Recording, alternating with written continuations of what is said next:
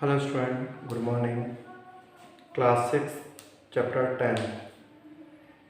Chapter 10 के starting हो गई है, 10.1 हो गई है। 10.2 के भी कुछ क्वेश्चंस मैंने करवा दिए थे और आपको थोड़ा सा वर्क दिया था, तो मुझे उम्मीद है कि 10.2 के क्वेश्चन नंबर 6 तक आपने कर लिया होगा। तो मैं क्वेश्चन नंबर 7 से आपको बताने जा रहा हूँ।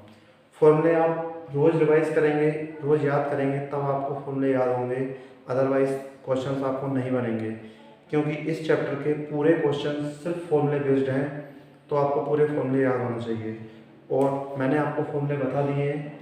Area of rectangle, area of square, perimeter of rectangle, perimeter of square, area of triangle, या कोई भी बॉडी का एरिया या पेरीमीटर कैसे निकालते हैं मैंने आपको समझा दिया है बेसिक से।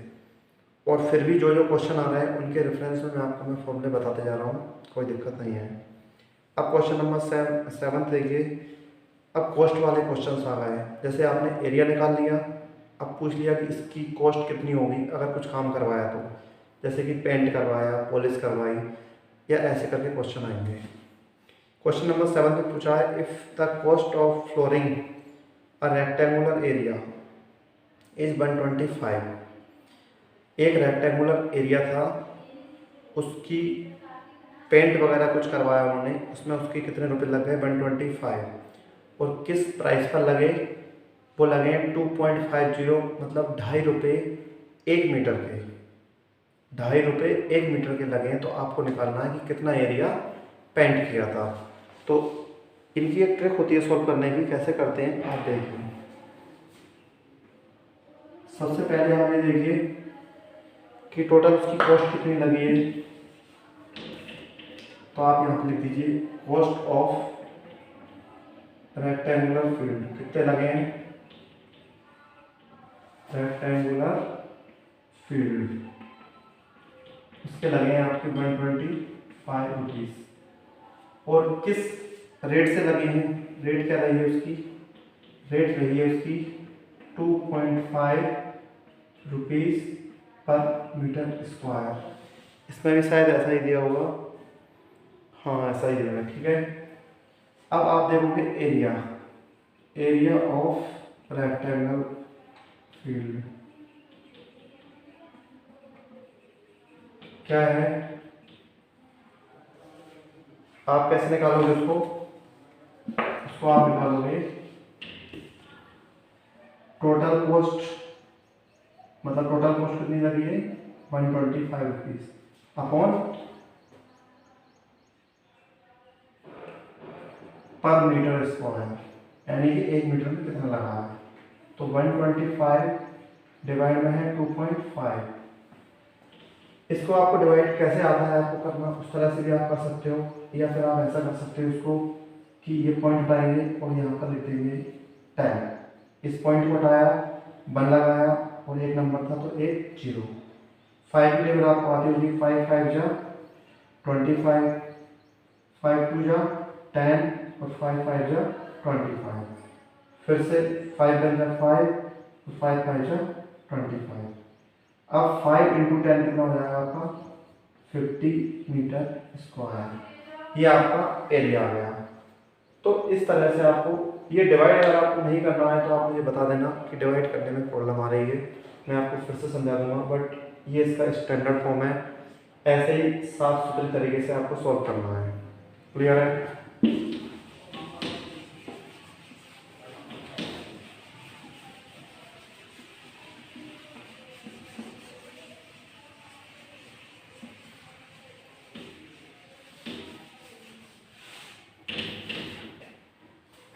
क्वेश्चन नंबर 7, क्वेश्चन नंबर 8 क्या है देखिए। उसमें एक प्लेग्राउंड दिया है जो भी रेक्टेंगुलर फील्ड का है। तो आप रेक्टेंगल का एरिया कैसे निकालते हैं, आप उसका एरिया निकाल लेंगे, और एरिया निकालने के बाद उसका कुछ भी एरिया आएगा, जैसे मैं आपको बता देता हूँ। उसका एरिया आएगा 450 मीटर स्क्वायर। तो आपको 450 का मल्टीप्लाई करना है 3 से, क्योंकि 1 मीटर के 3 रुपये लग रहे थे, तो 450 के कितने लगेंगे उसको मल्टीप्लाई करके आपका आंसर आ जाएगा। इस तरह से आगे के क्वेश्चंस हैं। 8th वाला आपको बता दिया, 9th भी जैसा होगा। मैं आपको 10th वाला बता देता हूँ, उसमें सिर्फ लैंग्वेज दी है, उसमें कोई नंबर नहीं दिया। तो कैसे करना है आप देखिए। The length of A rectangular is twice its breadth. तो आप जानते हो बहुत अच्छे से कि लेंथ क्या होती है और विड्थ क्या होती है और ट्वाइस क्या होता है। लेंथ क्या है उसकी और विड्थ क्या है उसकी, अभी आपको पता चल जाएगा।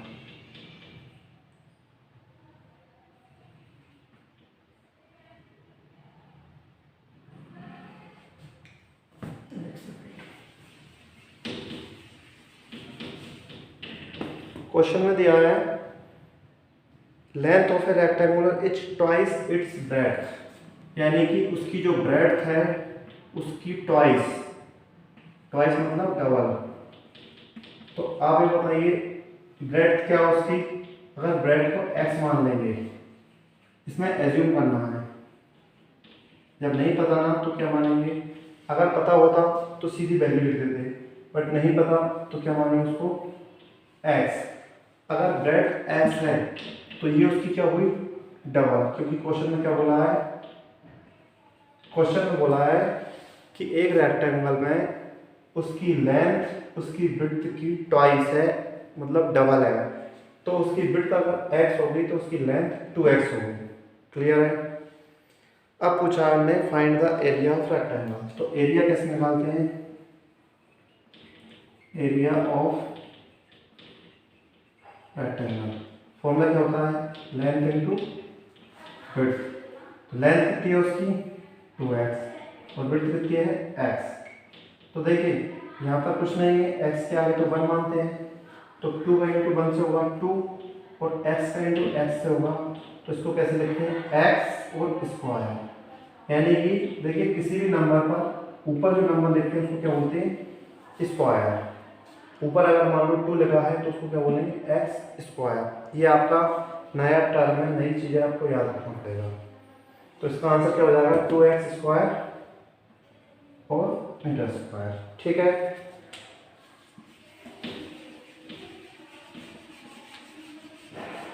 बेटा देखिए ऑफलाइन क्लासेस नहीं है, ऑनलाइन क्लासेस हैं, तो आपको बुक से हेल्प लेना पड़ेगा काफ़ी सारी, क्योंकि कहीं भी अगर दिक्कत आएगी तो आप जानते हो कि सामने अगर मैं होता तो मैं आपको फटाफट बता दिया करता कि कहाँ पे क्या आएगा कहाँ पे क्या नहीं आएगा। और अगर मैं नहीं हूँ तो आपको बुक से पढ़ना पड़ेगा, थोड़ा सा हेल्प लेना पड़ेगा। और फिर भी अगर आपको न समझ में आए आप मुझसे पूछ सकते हैं कॉल करके या मैसेज करके। अब देखिए 10th क्वेश्चन इसी के जैसे 11, 12 हैं, 13th है। अब मैं 14th क्वेश्चन नया कॉन्सेप्ट आ रहा है स्क्वायर वाला, तो मैं आपको बताता हूँ टेबल। सॉरी, ये टेबल है। अगर टेबल समझ में आ जाएगी तो आगे के जितने भी क्वेश्चंस आएंगे वो आपको अच्छे समझ में आ जाएंगे। देखिए टेबल में क्या दिया है, एक चीज मैं आपको समझा देता हूँ। ये एक स्क्वायर है, ये एक स्क्वायर है, ये इसकी साइड्स हैं। इसकी सारी साइड्स कैसी होती हैं इक्वल होती हैं। ठीक है। और पेरीमीटर क्या होगा, चारों साइड का सम बोलो, या देखिए यहाँ पे लिख देता हूँ मैं, एरिया ऑफ स्क्वायर क्या होगा, एरिया ऑफ स्क्वायर होगा साइड इनटू साइड। और इसका पेरीमीटर क्या होगा, पेरीमीटर ऑफ स्क्वायर क्या होगा, देखो चार साइड बराबर है तो मैं बोल रहा हूँ 4 इनटू साइड। अब आते हैं उस टेबल पर। टेबल में क्या क्या पूछा है, टेबल में दिया है एक साइड दी है 3.5, साइड कितनी दी है 3.5।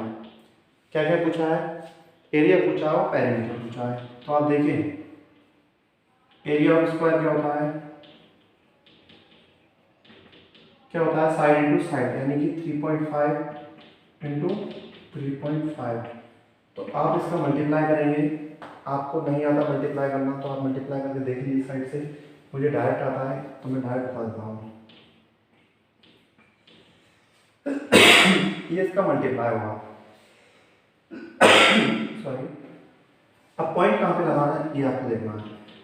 पॉइंट के बाद एक नंबर यहाँ है, पॉइंट के बाद एक नंबर यहाँ है, यानी कि पॉइंट के बाद 2 नंबर हो चुके हैं, तो मैं 2 नंबर से पहले पॉइंट लगा दूंगा। ये क्या आ गया इसका एरिया। सॉरी, अब पेरीमीटर कैसे निकालते हैं ये आपको बताता हूँ मैं। पेरीमीटर ऑफ स्क्वायर, आपको फॉर्मूला मालूम है 4 इंटू साइड, तो 4 इंटू साइड कितनी है 3.5, तो इसका मल्टीप्लाई आपको करके देखना पड़ेगा। मुझे आता है इसलिए मैंने सीधा कर दिया। क्लियर है। अब इसी टेबल में दिया है कि पेरीमीटर दिया है 20, ठीक है, इसको हटा देता हूँ मैं, ये हो गया।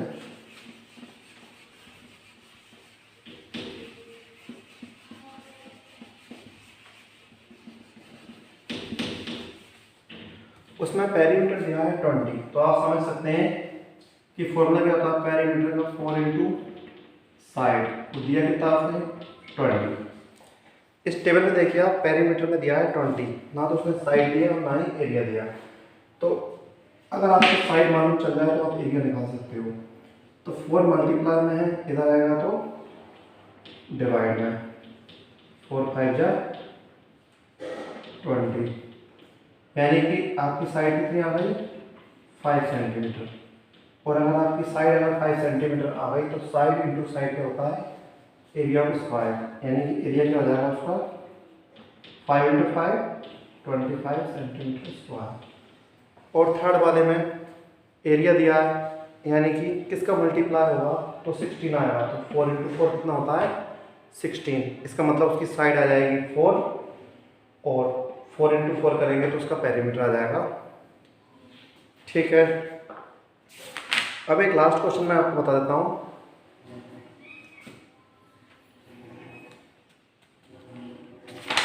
इसके ज़्यादा टफ क्वेश्चंस नहीं है, अगर आप करके देखोगे तो आ जाएंगे क्वेश्चंस। तो if each side of A square is doubled what is the perimeter? Question number 16,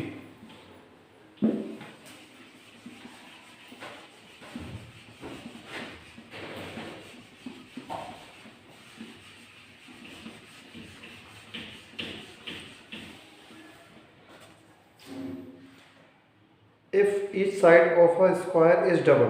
देखिए अगर मान लो यहाँ पे इसकी साइड x होती पहले और फिर बाद में कितनी करते होंगे 2x, तो पहले निकाल के देखिए आप area of square. Area of square मतलब फॉर्मूला क्या होता है साइड इंटू साइड, ठीक। x इंटू एक्स कितना हो जाएगा आपका एक्स स्क्वायर। अब निकालना है आपको एरिया ऑफ न्यू स्क्वायर, मतलब जो नया स्क्वायर है उसका एरिया कितना आएगा। एरिया ऑफ स्क्वायर फॉर्मूला होता है साइड इंटू साइड, तो अब साइड कितनी हो जाएगी 2x, क्योंकि क्वेश्चन में क्या बोला है कि each side of square is double. अब कितनी कर दी डबल, तो आप देखिए 2x इंटू 2x कितना होगा 2 इंटू 2 हो जाएगा 4, और x इंटू एक्स स्क्वायर। अब आप देखिए यहाँ पर 1 था, यहाँ पे 4 हो गया, यानी कि कितना चेंजेस आ गया 4 टाइम्स। क्लियर है। तो ये आपको चेंजेस देखने को मिले यहाँ पे इन दोनों में। यहाँ पे आपकी इस एक्सरसाइज के 3 क्वेश्चन और रहे हैं, तो वो आपको अपने होमवर्क में करना है। अगर कोई प्रॉब्लम आती है तो आप मुझसे पूछ सकते हैं। Thank you.